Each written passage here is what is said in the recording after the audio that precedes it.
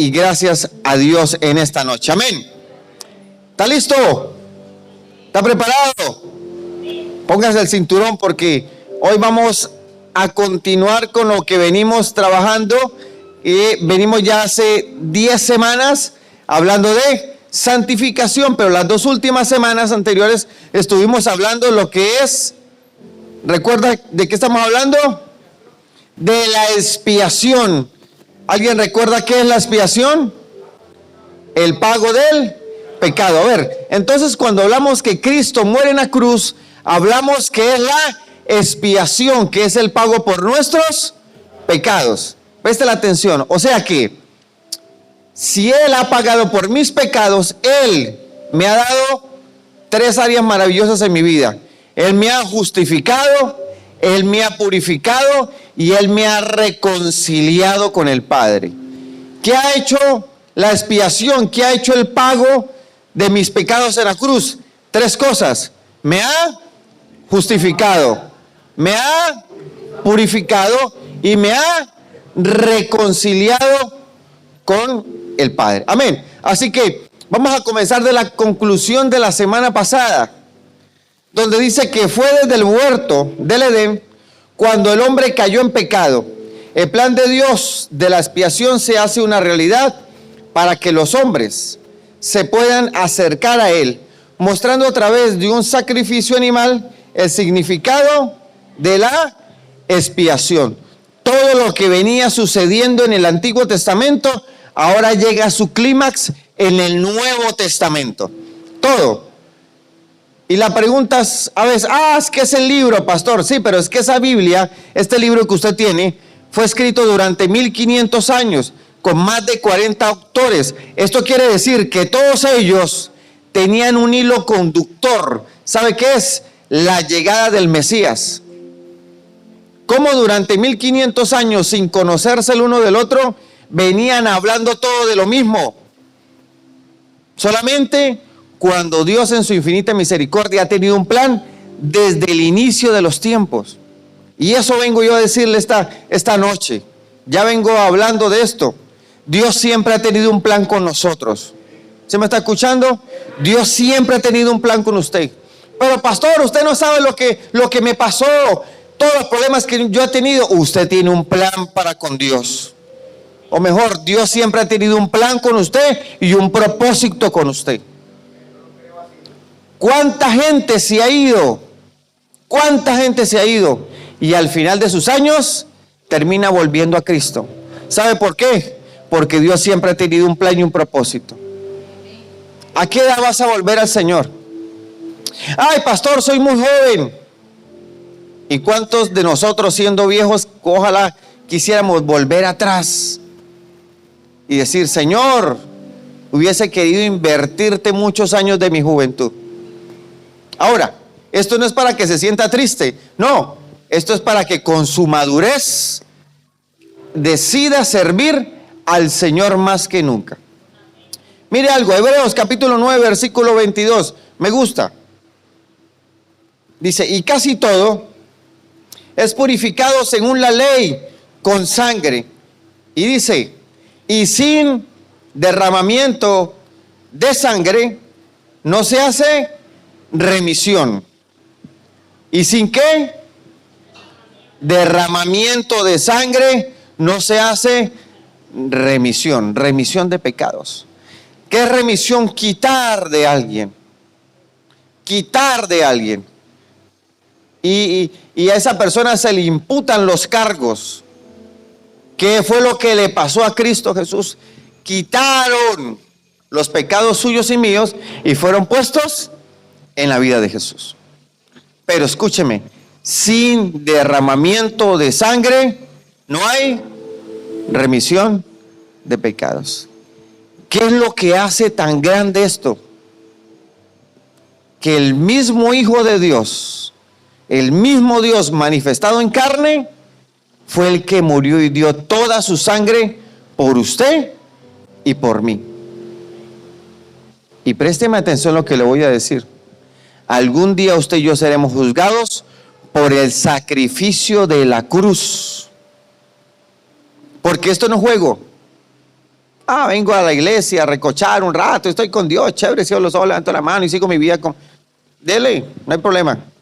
Algún día estaremos delante de Dios dando cuentas, porque hubo un sacrificio y el que fue sacrificado fue Dios mismo hecho carne, por usted y por mí. Ahora, viendo la expiación en el Nuevo Testamento, que es lo que vamos a hablar hoy en el Nuevo Testamento, los sacrificios del Antiguo Testamento eran buenos, porque la gente, pero es que eso no servía. No, eso servía, eran buenos. Lo que pasa es que todo esto era la imagen del proyecto que Dios tenía para el mundo y la revelación de la muerte expiatoria de su Hijo. Todo era imagen de lo que se iba a hacer más adelante. Todo lo que estaba ocurriendo en el Antiguo Testamento simplemente era una sombra de lo que iba a suceder en el Nuevo Testamento. Así que cuando hablamos de expiación, vamos a ver el pago del pecado desde Génesis hasta Apocalipsis. En Apocalipsis vamos a encontrar un texto donde dice: y el Cordero de Dios que quita el pecado del mundo. Todo se conecta. Todo se conecta. Ahora, el propósito de la ley y las ofrendas era que el hombre reconociera su estado de pecaminosidad y la necesidad de santificarse delante de Dios. Ese era el propósito, que cada vez que viesen el animal, el hombre dijese: ya es necesario que yo deje de pecar. Hay un sacrificio, necesito dejar de pecar, necesito dejar de pecar. Pero ¿sabe algo? La gente no valoró los sacrificios. No valoraron los sacrificios. ¿Qué sucedió? En Malaquías vamos a encontrar un texto donde habla de los sacrificios. ¿Y sabe qué sucedía en aquel tiempo? El Señor siempre les pidió que los animales fuesen perfectos. Le pidió que los animales estuviesen sanos. Le pidió que es un sacrificio que vamos a hacer a Dios. Es un sacrificio que le vamos a dar a Él. Y a Él le damos lo mejor. ¿Cuántos creen que a Él le damos lo mejor? Recuerdo a alguien que dijo un día: si el día tiene 24 horas, todavía el día tiene 24 horas, ¿cierto? Si el día tiene 24 horas y hablamos que el diezmo es de Dios, el 10%, hablamos de cuántas horas deberían ser para Dios. 2 horas 40 minutos. Diarias, porque usted tiene 24 horas todos los días, ¿sí o no?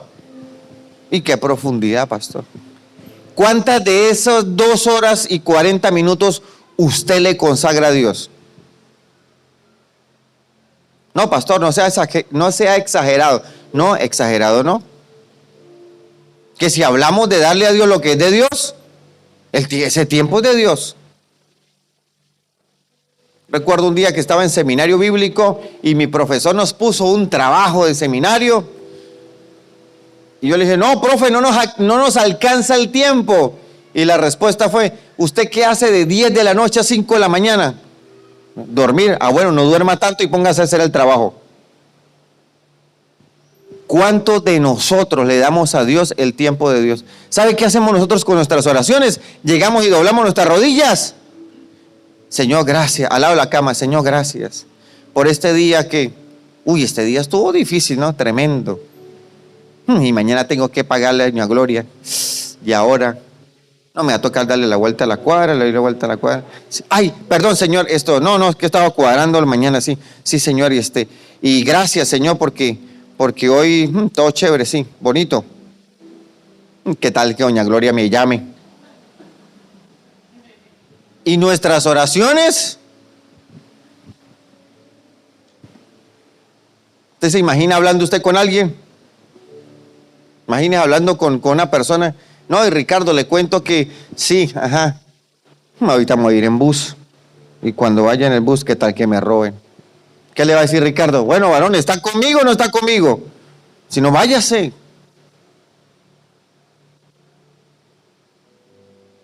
Eso por lo menos. Ahora otros que se arrodillan a orar y en media oración, estoy hablando que media oración son después de 30 segundos, ¿no? Ay, Señor, Voy a dejar que tú me hables, Señor.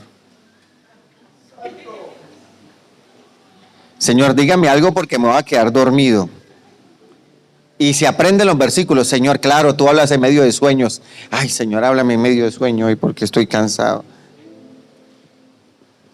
En la antigüedad los sacrificios que Dios había pedido no eran valorados y le daban a Dios los animales enfermos, los animales cojos, sin ojos. ¿Sabe por qué? Porque eran para la iglesia, eran para Dios. Entonces no importa, Dios recibe lo que yo le traiga, porque de todos modos es lo que mira, es el corazón. Y nos volvemos, oh, amén, así es. Ah, lindo. Regálele a su novio una flor sin hojas. Con el puro palito le da a usted, hermano.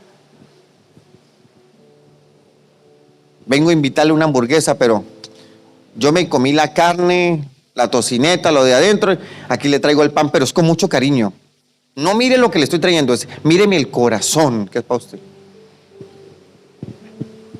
Y le pregunta, ¿y las papas me las trajo? No, ni eso, porque...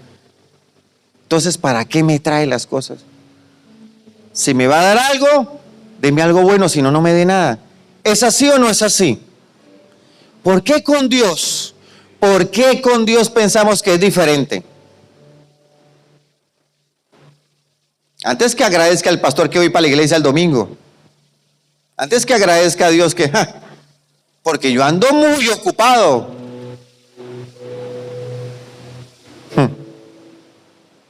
¿Sabe algo? Así está la iglesia hoy en día. En vez de darle a Dios lo mejor, estamos como el pueblo de Israel. Le damos a Dios lo que nos sobra. Lo que nos sobra. Eso no solamente en las ofrendas, en los diezmos, en la parte económica, no. Eso en todas las áreas de nuestra vida. Amado, ayúdeme. Vamos a servir en un grupo bíblico. Pastor, no tengo tiempo. Vamos a hacer algo. No tengo tiempo, pastor.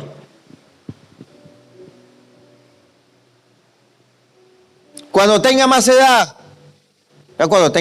ya ni ojos tiene para ver, hermano. ¿Por qué no haciendo una cosa no deja de hacer lo que Dios lo mandó de hacer a usted? ¿Sabe qué nos mandó Dios a hacer? Nos mandó a adorarle a Él y a servirle a Él. Y en medio de nuestra adoración y en medio de nuestro servicio, la manifestación de Dios se va a hacer una realidad en medio de nosotros. Mire lo que le sucedía a la gente. Primera de Samuel capítulo 15 versículo 22. Samuel dijo: ¿se complace Jehová tanto en los holocaustos y víctimas como en que se obedezca la palabra de Jehová? Ciertamente, el obedecer ¿qué? La palabra de Jehová. El obedecer la palabra es mejor que los sacrificios y el prestar atención que la grosura de los carneros. Ajá, pero entonces, ¿cómo puedo obedecer si no conozco? Hermanos, que no leemos Biblia. El problema es que no leemos Biblia. Un médico tiene que andar con un libro de anatomía, hermano, y leérselo. Un ingeniero mínimo tiene que andar con el álgebra los primeros semestres y después entra con libros de física, con geometría descriptiva, con dibujo. Yo me acuerdo de todos esos libros. Pero ¿sabe qué? Dejamos la Biblia arrumada a un lado. No, démosle el espacio que tenemos que darle. Yo vengo esta tarde, no a emocionarlo usted ni a decir, no, yo vengo esta tarde porque yo necesito que usted tenga polo a tierra. ¿Qué estoy haciendo con mi vida? ¿Qué estoy haciendo con mi tiempo? Eso, lo que había en el Antiguo Testamento de la expiación, hermano, eso se dañó por el corazón de la gente. El corazón dañado que hoy todavía persiste en nuestras iglesias. Porque no voy a hablar del que no está en iglesia, voy a hablar del que está en iglesia. Porque el que está en iglesia no le da a Dios lo que le tiene que dar. No coloca a Dios donde tiene que colocarlo. Entonces ahí es donde perdemos nosotros con Dios. Habían dejado de darle al Señor. Mire, En la mente de Dios estaba el plan desde los tiempos ancestrales. ¿Cuál plan? El plan de la expiación. Aunque la gente no estaba haciendo la expiación de la manera correcta, Dios siempre ha tenido un plan para usted y para mí. Dios siempre ha tenido un plan para usted y para mí. Aunque no andemos de la manera correcta, Dios siempre ha tenido un plan para usted y Dios siempre ha tenido un plan para mí. El asunto es que no hemos entendido los tiempos de Dios y no hemos comprendido lo que Dios quiere con nosotros. Él sabía que ni con todos los sacrificios de los machos cabríos lograría cambiar el interior de los hombres. Y fue por eso que se proveyó un cordero y un sacrificio perfecto que quitaría para siempre el pecado de los hombres. Y aquí entramos a Hebreos, donde vamos a leer 10 versículos de Hebreos, pero quiero que le preste atención, porque esta es una de las claves de lo que es la vida cristiana para poder entender el sacrificio de la cruz. Hebreos capítulo 10, versículo del 1 en adelante.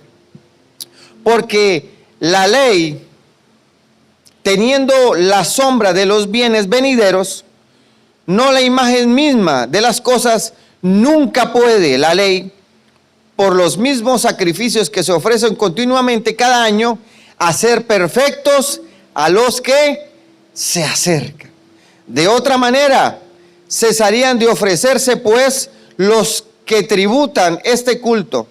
Limpios una vez, no tendrían ya más conciencia de pecado.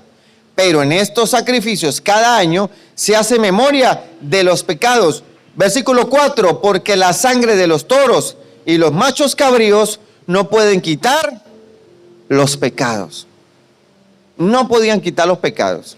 Versículo 5, por lo cual, entrando en el mundo, dice, hablando de Jesucristo, por lo cual, entrando en el mundo, Jesucristo dice, sacrificio y ofrenda no quisiste, mas me preparaste cuerpo, holocausto y expiaciones por el pecado, no te agradaron. Entonces dije, he aquí que vengo, oh Dios, para hacer tu voluntad.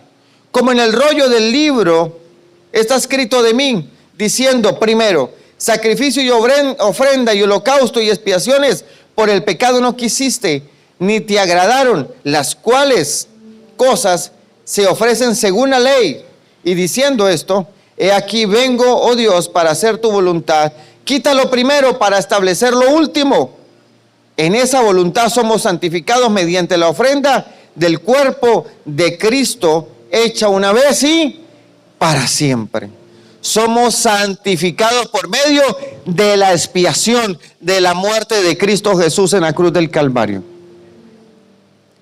¿Cuántos de nosotros todavía nos persiguen el recuerdo de un pecado? ¿Cuántos de nosotros llegando a la iglesia levantamos la mano y empezamos a adorar y de pronto, yo a veces le digo, se escucha como el pájaro negro hablándole al oído? ¿Y para qué le va a levantar las manos? Bien pecador que es usted. Y usted adorando al Señor dice, uy, sí, ¿verdad? ¿Y para qué levanto la mano? Y usted se pone a cantar, sí, por esa boca todo lo que estaba diciendo hace rato. ¿Y usted qué dice? Sí, no, ¿verdad? Y ya se hace usted amigo del diablo ahí, ¿verdad, Satanás? Claro, sí. Si a mí me votaron, ¿no lo van a votar a usted? Eso es puro cuento. Allá no. ¿Sabe cuál es el asunto? Que no hemos entendido el sacrificio de Cristo Jesús en la cruz del Calvario. Cuando usted y yo lo entendamos, nuestra adoración va a ser por encima aún de las fallas que hemos tenido. Porque le pregunto, en esta semana, ¿quién le ha fallado a Dios? Ay, mira, también hay pecadores acá. En el primer culto, no sé si estaban más despiertos, pero en el primer culto creo que el 98% levantó la mano. Omar no la levantó, no sé por qué, estaba dormido seguro en el primer culto. ¿Cuántos de los que estamos aquí le hemos fallado a Dios esta semana? Y los otros mentirosos también. ¿Sabe? Todos le fallamos al Señor. A veces en nuestras iglesias parece que la gente que falla está de aquí para el frente. No, hermano, el que está aquí arriba también falla. El que está allá, ese peor todavía, falla, hermano. Y necesitamos todos los días recordar el sacrificio de Cristo Jesús.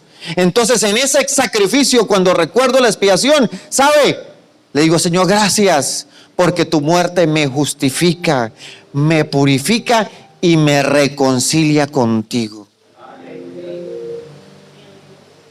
¿Me estoy haciendo entender?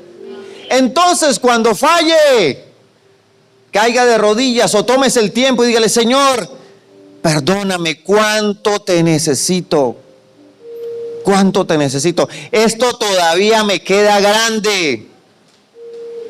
Sí, porque a veces somos superdotados. No, a veces yo puedo con el pecado. No. Hay cosas que nos queda grande. Usted sabe que está mal, pero lo sigue. ¿Por qué? Es que pastor, es que la carne es débil. Dijo el papá de Betty, no es que el diablo es puerco, pastor, y que el diablo es puerco y usted es débil, imagínese qué belleza los dos cuando se juntan. Pero en medio de mi humanidad y de mi debilidad, yo me acerco a la cruz. Sacrificio hecho una vez y para siempre. Ahora, se lo voy a leer en la palabra de Dios para todos, en la PDT, un poquito más masticable, que es como me gusta. Preste la atención como dice esta versión. La ley era solo una imagen borrosa de las bendiciones que llegarían en el futuro. Todo el Antiguo Testamento, todas estas leyes eran una imagen de las bendiciones que iban a llegar en el futuro por medio de Cristo Jesús. La ley no es la verdadera bendición porque exige a la gente que ofrezca los mismos sacrificios todos los años. Los que se acercan a ofrecer culto a Dios siguen ofreciendo esos sacrificios, pero la ley jamás puede hacerlos perfectos. ¿Sabe cómo usted y yo somos perfectos? Por medio de Cristo Jesús. Y cantamos ahorita, si te tengo a ti, lo tengo todo. Aunque usted llegue a la casa y abre la nevera y no tiene nada. La fuente luminosa, dijo alguien, pura luz y agua. Usted abre y está. Y una salsa de tomate roja y de la pena estar sola cada vez que entra. Estoy solo aquí. Lléneme con algo. Pero el asunto no es lo que podamos tener en nuestra casa o en nuestro bolsillo. El asunto es que Cristo Jesús en la cruz, escúcheme, que Cristo Jesús en la cruz pagó todas nuestras deudas y todo lo que nos correspondía a nosotros. Él nos hizo libres para que usted y yo entráramos en el mundo, hermano, a ser una lumbrera en medio de la oscuridad. Ahora, ¿cuál es el tema? El tema es que a la gente le gusta. Y hermano, la bendición le va a llegar esta semana. Agárrese porque lo que le voy a decir es fuerte. Esta semana le tocará a su puerta la bendición. Y le llegan los testigos de Jehová. No, eso no. Le llega recibo la luz y dijo, no, el pastor. Y esta semana le llega. No, hermano, la bendición no le va a llegar. La bendición ya llegó a su vida hace mucho rato. El día que Cristo Jesús murió en la cruz del Calvario. Esa es la mayor bendición que usted y yo tenemos. Ay, pastor, y entonces la casa y el carro. ¿Cuántos quieren que haga una oración, una palabra profética por casa y carro? Yo le voy a dar una palabra profética por casa y por carro. ¿Quiere escuchar la palabra profética? ¿Quiere escuchar la palabra profética? Trabaje. No, ¿sabe cuál es el tema de los cristianos? Ay, que venimos a la iglesia para que el pastor nos diga que esta semana vamos a ser prosperados. Hermano, usted ya es prosperado en Cristo Jesús hace mucho rato. Usted lo que le falta decirle es consagrar todas las mañanas delante de Dios y su vida delante de Dios. Entonces, cuando usted llega a su negocio o sale de su casa y sube la reja del negocio, usted lo que va a decir es: Señor, gracias por este día, gracias por la muerte en la cruz, porque este lugar que tú me has regalado es un lugar donde tu presencia va a estar, Señor. Que cada persona que llegue a este lugar sienta la paz que nunca ha sentido, Señor. Que cada persona que llegue a este lugar sienta que hay algo diferente, que hay algo nuevo, que tu presencia está en medio de nosotros, Señor. Enséñame a hacer en este lugar, a hacer luz en medio de la oscuridad. Que la gente cuando entra aquí no sabe cómo y empiece a hablar. Tú pon palabras en mi boca para yo poderlos dar a ellos, enseñarles cuál es el camino, enseñarles a Cristo Jesús. Señor, gracias por esto que tú me has dado. Esa es la manera de abrir un negocio. Pero ¿sabe qué hacemos nosotros? Abrimos el negocio. Señor, yo veré, ¿no? Esta semana tengo que pagar 3 facturas. Usted verá si me hace quedar mal. Nosotros ahora regañamos a Dios. Regañamos a Dios. Y entonces, ¡ay, qué es esto! ¿Sabe cuál es el tema? Se nos ha olvidado los regalos maravillosos que usted y yo tenemos de parte de Dios. Cristo Jesús murió en la cruz para hacernos libres de todo pecado y toda condenación y poder caminar con la frente en alto. Y donde hay un hijo de Dios, donde camina un hijo de Dios, Dios mismo camina con él y le abraza. Entonces, si tenemos el sueño de la universidad, en el propósito de Dios, la universidad se abre para nosotros. Le voy a contar algo que me hablaron esta mañana. Esto está fresquito. Le voy a contar un chisme. No es chisme, sino para que oremos, dijo la hermana. Y se me acercó alguien y me dijo: pastor, esta semana me apuntaron en la empresa en una rifa. Yo llegué tarde, me apuntaron en la empresa en la rifa y me dijeron: mire, el número suyo es el 0. Imagina que usted lo apunte en la rifa, el número suyo es el 0. Entonces dijo ella: bueno, pues muy agradecida, gracias. Pero para Dios el 0 también es un número. ¿Sabe qué me gustó? Porque después estuve meditando el tema. Porque el 0 para Dios es un número. No tener nada para Dios es tener mucho. Y dijo ella: bueno, gracias. Cuando le habló a los empleados que ya tiene, los empleados se soltaron la risa y le dijeron: no, bueno, por lo menos la tomaron en cuenta. Y pasaron unos días, cuando de pronto la secretaria le llama y le dice: ingeniera, el 0 ganó. Sí, y usted es el 0. Usted sí es de buenas. Y ella dijo: no, esto no es ser de buenas, ni esto es tener suerte. Esto es saber que Dios siempre ha tenido un plan con mi vida.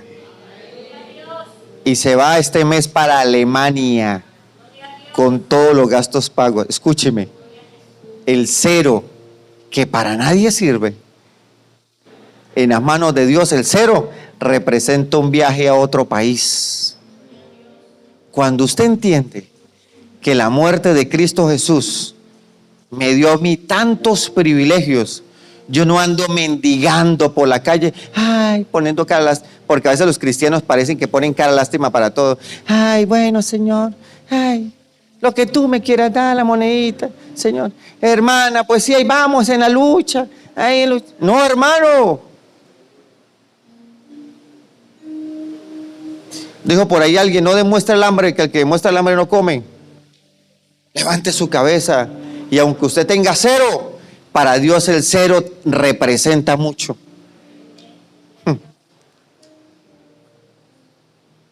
Vamos, versículo 2.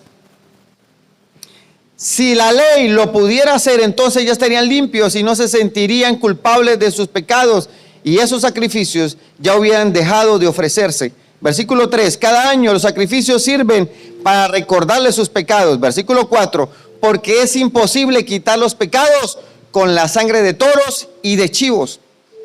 Por eso, cuando Cristo vino al mundo, dijo: tú no quieres sacrificios ni ofrendas, sino que has preparado un cuerpo para mí. A ti no te gustan los sacrificios de animales muertos y quemados, ni los sacrificios que se ofrecen por los pecados. Entonces dije: he aquí estoy, Dios, En el libro de la ley está escrito acerca de mí. Vine a hacer lo que tú quieras que haga. Porque la voluntad siempre depende de Dios. Cristo Jesús se está sujetando a la voluntad del Padre. Hoy en día, el Padre se sujeta a lo que nosotros le mandamos a hacer. Y le ordenamos y le mandamos. Y Dios, ahora no acepto un no por respuesta. Y Dios, ¿de verdad estamos en ese tema nosotros, hermano? ¿De verdad estamos en ese tema? Dios, te entrego a mi hijo, pero cuidadito me le da duro, ¿no, Señor? Dios, te entrego a mi esposo, pero, Señor, si te lo quieres llevar, recíbelo con la misma alegría con que yo te lo mando, Señor.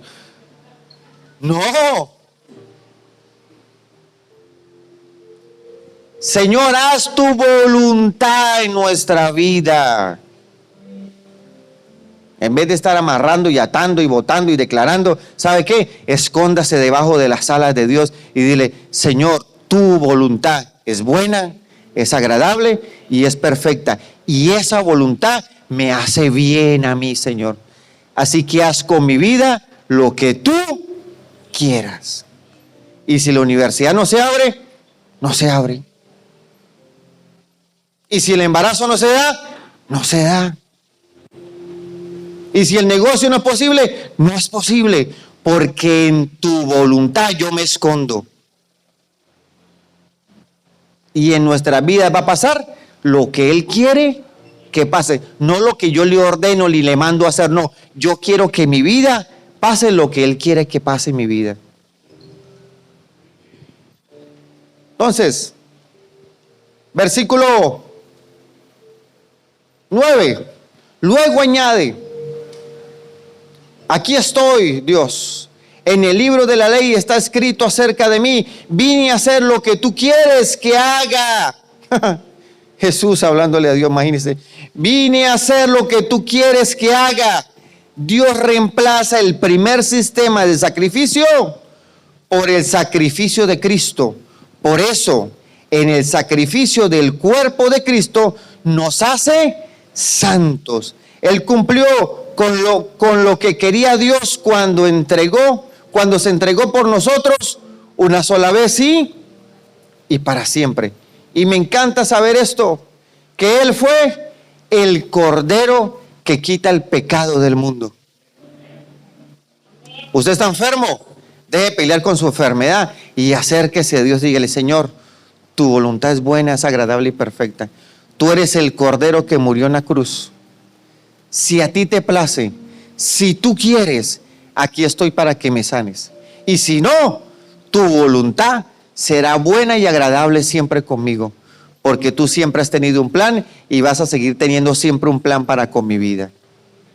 Esas deberían ser nuestras oraciones, hermano.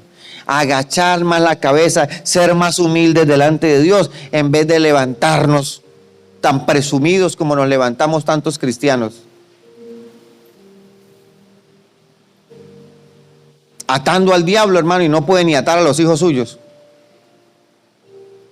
No puede con los hijos suyos, pero con el diablo sí.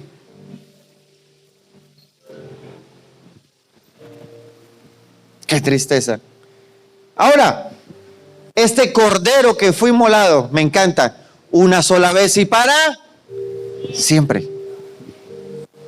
Por ello Juan, el Bautista, llamó al Señor el Cordero de Dios. Mire lo que dice Juan capítulo 1, versículo 29. El siguiente día vio Juan a Jesús que venía a él y dijo, Juan cuando lo vio dijo, he aquí el Cordero de Dios que quita el pecado del mundo. ¿Alguien quiere que Dios le quite el pecado? ¿Alguien quiere que Dios le quite el pecado? Entonces dígale, Señor, limpia mi vida, Señor. Vamos, dígale, Señor, limpia mi vida. Te necesito. Haz tu perfecta voluntad en mí. Eso es lo que nos cuesta, ¿sabe? ¿Sabe qué nos cuesta? Perder el control de las cosas. Nos cuesta perder el control. Pero Él siempre ha tenido el control. Él siempre ha tenido el control. Él siempre ha tenido el control. Lo siguiente, dice, Los sacrificios de animales eran incapaces de cambiar al hombre interior, pero la expiación de Cristo no solo perdona nuestros pecados, sino que nos transforma. Sino que ¿qué? ¿Qué hace con nosotros? Entonces el hombre que llegaba a la casa a pelear con la mujer, y ahora la mujer ya no pelea con el hombre, así que le dice: hola mi vida, bienvenido a su casa. Creo que el hombre mira, se echa para atrás y dice: ¿está la casa mía? Solo primero, si somos transformados, entonces ¿en dónde es la transformación? ¿En la iglesia? No, la transformación es de la reja para afuera, porque aquí todos somos santos. Saluda usted a alguien y verá aquí: hermano, Dios le bendiga. Aleluya, siervo, gracias. Palabra de Dios está en tu vida. Oh, aleluya. ¡Ja! Salúdelo de la reja para allá. Dios le bendiga. Había un hombre en la costa. Yo estuve un tiempo en Sincelejo. Tenía como 14, 15 años. Estamos en Sincelejo, en la iglesia de Sincelejo estaba comenzando. Hermano, ya había un hombre que vendía avena. Y cuando los cristianos lo veíamos, nos metíamos por la otra cuadra, porque él con el carro de la avena nos veía: hermano, ¿vive o no vive? Y usted tenía que responderle: vive. ¿Cómo? ¿Vive o no vive? ¿Vive? ¿Quién? ¡Cristo! ¡Amén! ¡Dios lo bendiga! Amén, amén. Imagínese ese saludo en la calle: hermano, ¿vive o no vive? Y usted: amén. Que pase rápido, varón, que qué pena. ¿Dónde está la transformación entonces? ¿Dónde está la transformación? Entonces llega el hombre a la casa y ve a la mujer, y en vez de pelear, la mujer: venga, príncipe de mi vida, siéntese. Uy, mija, ¿qué le pasó? Yo he entendido que la expiación, mijo, mire, me justifica, me purifica y me reconcilia con Dios. ¿Sabe por qué? Porque la palabra de Dios dice que de modo que si alguno está en Cristo, nueva criatura es. No, mija, usted sí me la dañaron en la iglesia. ¿Qué le hicieron, mamita? No, es que hay algo diferente. Es que Dios ha hecho una transformación en mi vida. Pero tranquilo, papi, que no le voy a predicar.